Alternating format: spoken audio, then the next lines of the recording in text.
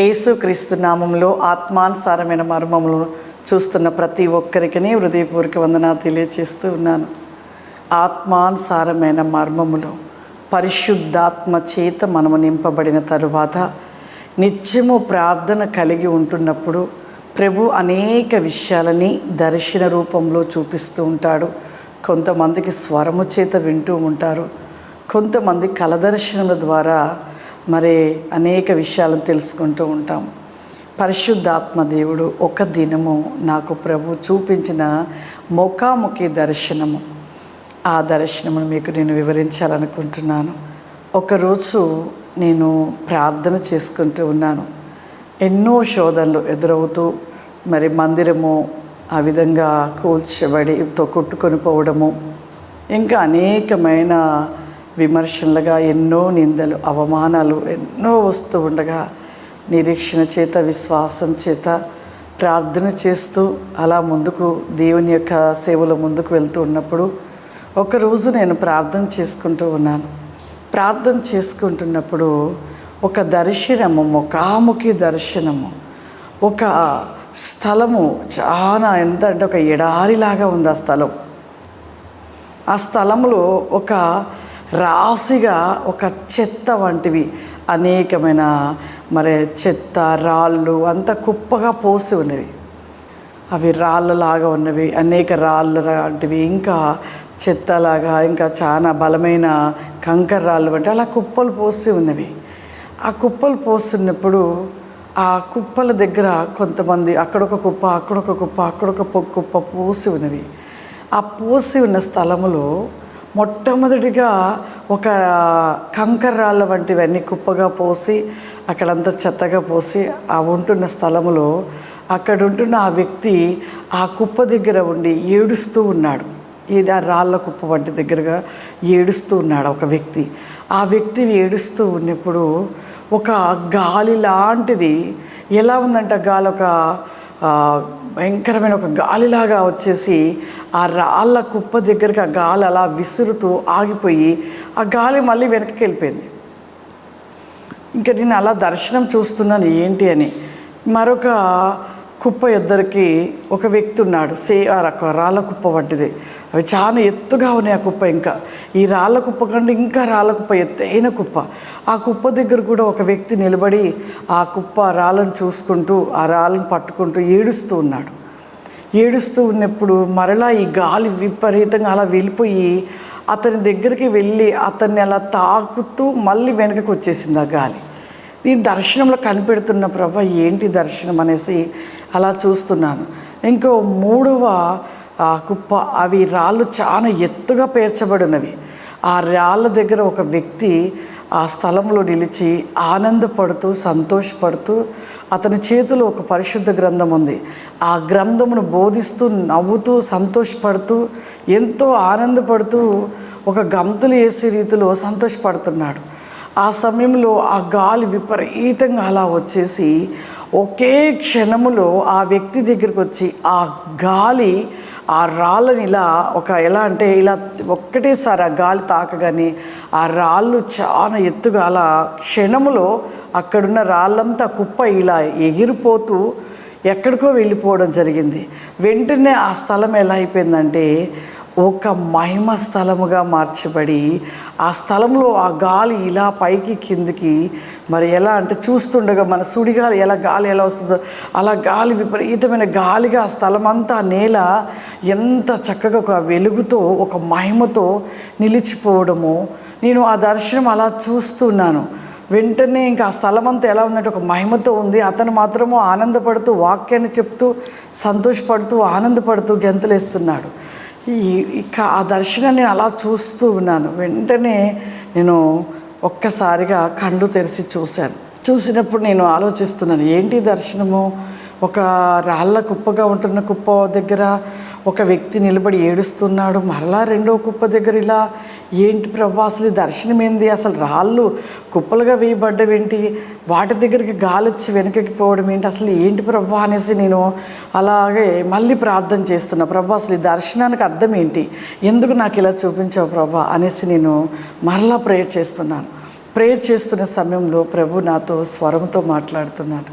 అదిగో మొట్టమొదటిగా ఉంటున్న రాళ్ళ వంటివి, అంటే ఒక కుప్పగా వేయబడిన ఆ స్థలంలో ఆ వ్యక్తి జీవితంలో వస్తున్న శ్రమలు, నిందలు, అవమానాలు, ఒక భయంకరమైన శ్రమలు కలిగి ఉంటున్న ఒక్కొక్క రాతిగా ఉంటున్నవన్నీ కూడా ఒక కుప్పగా తనకు వచ్చిన నిందలు, అవమాన శ్రమలు, వాటిని చూసి తను ఏడుస్తుని బట్టి ఆ స్థలంలోనికి నా శక్తి ఆ స్థలము వద్దకు వచ్చి తిరిగి వెళ్ళిపోవడము, రెండవ స్థలంలో ఉన్న ఆ యొక్క రాళ్ళ కుప్పగా ఉంటున్న ఆ స్థలంలో కూడా తిరిగి మరలా నా యొక్క మహిమ కలిగిన వెలుగు వెనుకకు తిరిగి వెళ్ళుట, మూడవ స్థలంలోకి వచ్చినప్పుడు ఆ స్థలములో అధికముగా రాళ్ళ కుప్పగా వేయబడిన అతని యొక్క మహాశ్రమలు, అగ్ని వంటి మహాశ్రమలు కలిగిన ఒక కుప్పగా వేయబడిన ఆ శ్రమలను బట్టి తను సంతోషిస్తూ,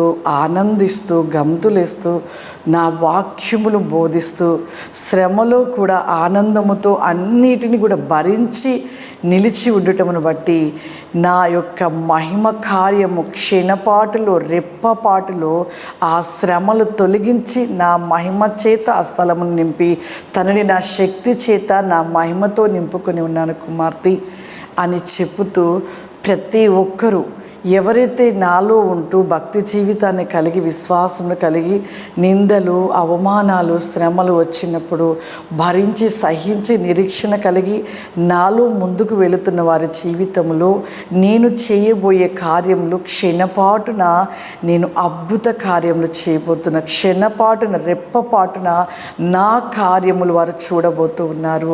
నా అద్భుత కార్యాలు వారు చూడబోతున్నారు. వారికి వచ్చి ఉన్న ఆ శ్రమ క్షణపాటులో, రెప్పపాటును తొలగించి నా మహిమ కలిగిన శక్తిని వారితో నిలిపి ఉంచబోతూ ఉన్నాను అని దేవుని స్వరము చేత మరి ప్రభు నాతో మాట్లాడడం జరిగింది ప్రియులారా. వెంటనే ఇక అలా కళ్ళు తెరిచి కాసేపు దేవుని స్తుతించి ఆయన కృతజ్ఞతాస్తుతులు చెల్లించాను. నిజమే, ఇన్ని రోజుల నుండి మందిరము మరి ఆ విధముగా వరదకు కొట్టుకొని పోవుట, ఎంతోమంది ఎన్నో రకాలుగా పరలోకం నరకం లేదని మరి ఎన్నో విధాలుగా కొంతమంది వ్యక్తులు ఎన్నో విధముగా విమర్శించుట, ఎన్నో విధముగా మరి అనేకమైన మాటలు అనుట, ఇవన్నీ కూడా జరిగించబడినను కూడా ఒక్కటే నేను అనుకున్నాను, చావైనా బతికైనా క్రీస్తే.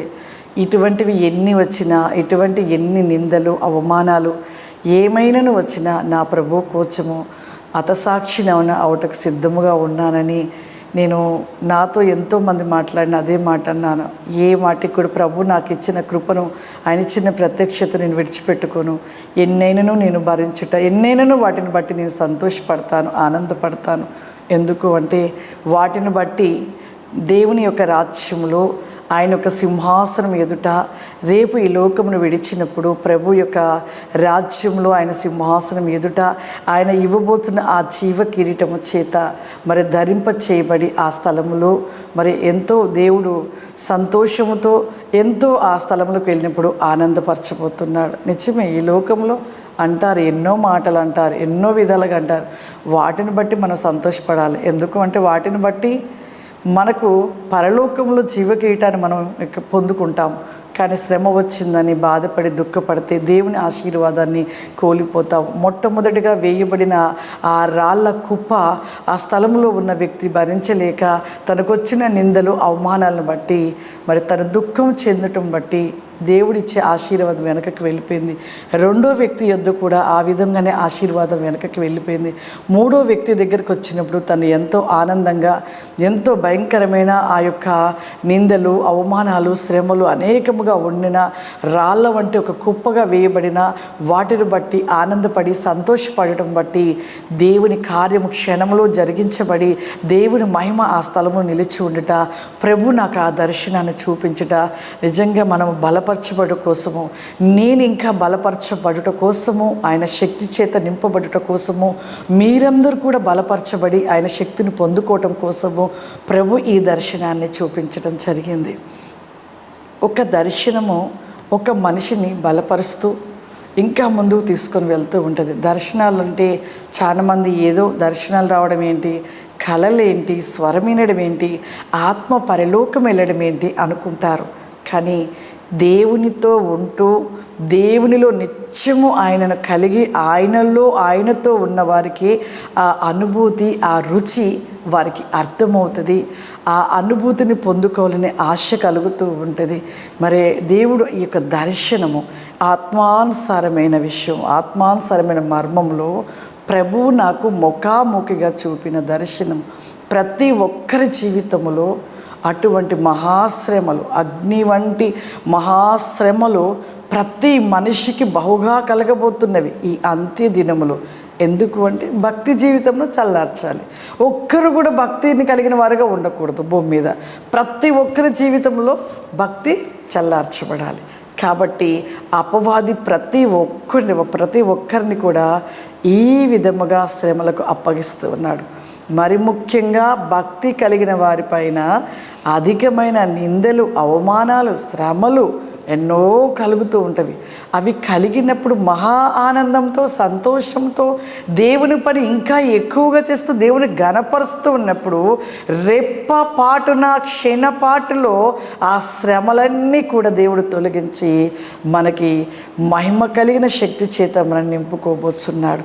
మరి ప్రభు నాకు అట్టి యొక్క దర్శనాన్ని చూపించి నన్నును మిమ్మల్ని దేవుడు బలపరిచిన దేవునికి కృతజ్ఞతాస్తుతులు చెల్లిస్తూ ఈ యొక్క ఆత్మానుసారమైన మర్మము చూస్తున్న ప్రతి ఒక్కరికి మరొకసారి హృదయపూర్వక వందనాలు తెలియచేస్తూ ఉన్నాను. God bless you. అందరం కళ్ళు మూసుకున్నట్లయితే ప్రార్థన చేసుకుందాం. సర్వశక్తివంతుడ దయగల తండ్రి, నీకు వందనాలు చెల్లిస్తూ ఉన్నాను ప్రభా. పరిశుద్ధాత్ముడా, ప్రతినేకముగా నాయన ఆత్మానుసారమైన మర్మములు చూసు ప్రతి బిడ్డను ప్రభా మీరు దీవించి ఆశీర్వదించండి నాయన. విజ్ నాట్ ద glory come on the list ఎల్ బి గో బ్రిక్ ఆఫ్ అవరీ కమ్ ఆన్ దర వెన్ మై సోబ్ లిస్ట్ అండ్ మీ గో బ్రిక్ ఆన్ ది లిస్ట్ ఎల్ బికాస్ సిక్ అవరిమ. మీ యొక్క శక్తి వేగము చేత ప్రతి బిడ్డని నింపండి అయ్యా. ఆత్మానుసారమైన మర్మములు చూస్తున్న ప్రతి బిడ్డ మీ ఆత్మ చేత నింపబడునుగాక ప్రభా. ప్రతి ఒక్కరు ప్రభా కృపా వరముల చేత దేవా దర్శనములు, భాష్యలు ప్రభా, ప్రవచన కృపా షెల్బికోసి కమాందర వివేచన జ్ఞానము చేత ప్రతి బిడ్డ నింపబడును గాక ప్రభా. దినదినము కూడా ప్రభా నీ శక్తిని పొందుకుంటూ ప్రభా, నీ అభిషేకమును పొందుకుంటూ ప్రభా, నీ ఆత్మలో ఇంకను ప్రభా వర్ధిల్లుచు ఆత్మ జ్ఞానమైన కృపరికోసమైన ఆశీర్వాదముల చేత నింపమని యేసుక్రీస్తు నామమున తండ్రి, ఆమేన్. God bless you. దేవుడు మిమ్మల్ని దీవించును గాక. ఆమేన్.